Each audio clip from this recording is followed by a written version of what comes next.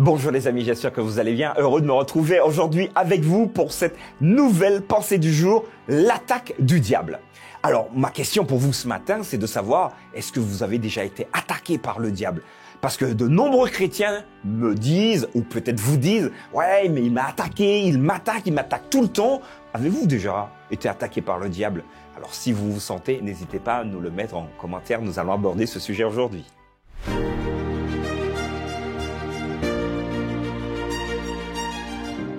La pensée du jour se trouve dans 1 Pierre, chapitre 5, verset 8. Soyez sobres, veillez, votre adversaire le diable rôde comme un lion rougissant, cherchant qui il dévorera. Voilà les amis, il y a quelques instants, j'étais en train de vous poser cette question.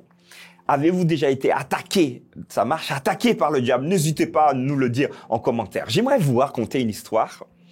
Nous sommes donc en Amérique du Sud. En Afrique du Sud. Et un surfeur va décider donc finalement d'aller faire une balade en mer avec son surf, de très belles vagues pour ceux qui y sont déjà allés. C'est vraiment un spot pour les surfeurs. Et d'habitude, on leur demande d'être prudents également parce que il y a souvent des attaques de requins.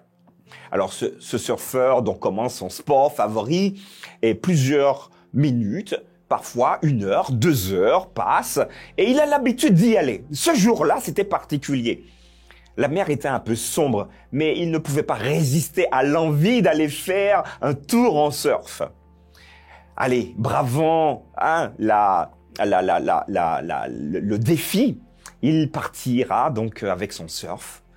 Et au tout début, il avait un peu peur, s'est dit « Waouh, je prends quand même des risques ». Mais il y va quand même. Et pris par sa passion, commence à prendre la première vague, la deuxième, et tout allait super bien. Quand brusquement, il dira qu'il sent une présence autour de lui. Donc, il ne sait pas ce que c'est. Et là, il y a donc quelque chose qui va heurter, qui va taper son surf. Se retrouvant donc déséquilibré et à l'eau, il voit immédiatement, vous imaginez pour ceux qui ont vu les dents de la mer, un triangle s'approcher très rapidement vers lui. Il comprend immédiatement qu'il s'agit d'un requin. Il ne se laisse pas faire. Et avec son surf qu'il avait encore, il commença à mettre des coups. Et une fois qu'il a mis 2 coups, visiblement la bête l'animal un peu déboussolé, il commence à nager rapidement. Heureusement pour lui qu'il y avait les gardiens de cette mer, donc les sauveteurs qui sont arrivés très rapidement pour pouvoir l'extirper et le ramener rapidement vers la plage. Alors voilà une histoire qui est, en tout cas, qui se termine bien pour lui parce que de nombreux surfeurs malheureusement perdent des membres ou voire parfois sont tués également par des requins. Le texte que nous avons abordé aujourd'hui, soyez sobres et veillez. Pourquoi il faut veiller? En regardant comment agit un requin, alors cet animal est magnifique. Alors c'est pas l'animal des dents de la mer qui s'attaque à tout à n'importe quel moment, voilà. C'est un animal extraordinaire qui est très bien fait. Il attaque au bon moment. Quand vous regardez des histoires animalières, vous avez des phoques qui se prélassent, qui se baignent tranquillement, où tout va bien. C'est à ce moment-là que cet animal arrive, en général, par le dessous, arrive à percuter sa victime pour la déboussoler et pour finalement la manger.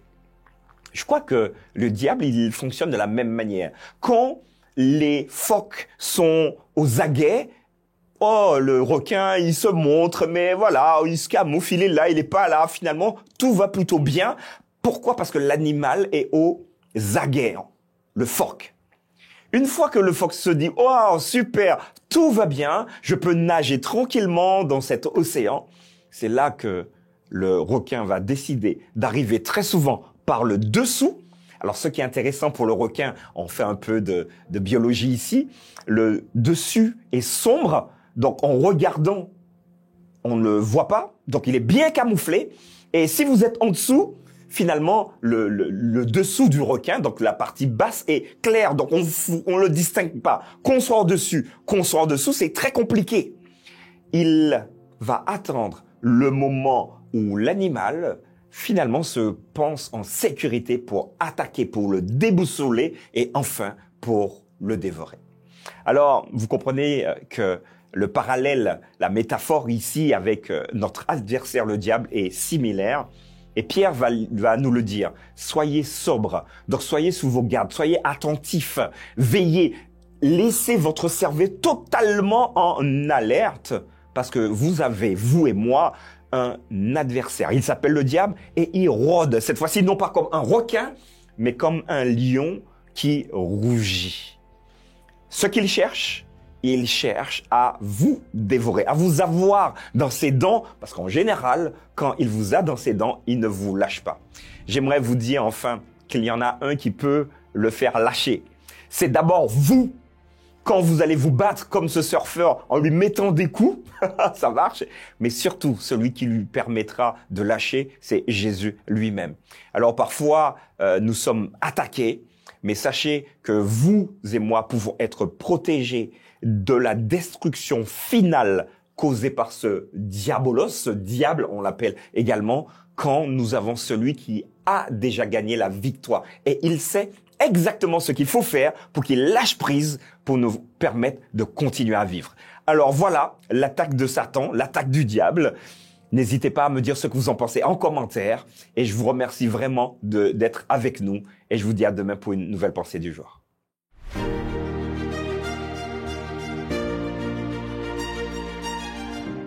Voilà les amis, j'espère que ce thème vous a plu. N'hésitez pas à continuer à réfléchir, d'accord, dans les conditions, dans les situations dans lesquelles nous sommes aujourd'hui, parce qu'il y en a un qui est aux aguets, qui attend le bon moment pour passer à l'attaque. Mais si nous sommes dans les bras de Jésus, nous n'avons absolument rien à craindre.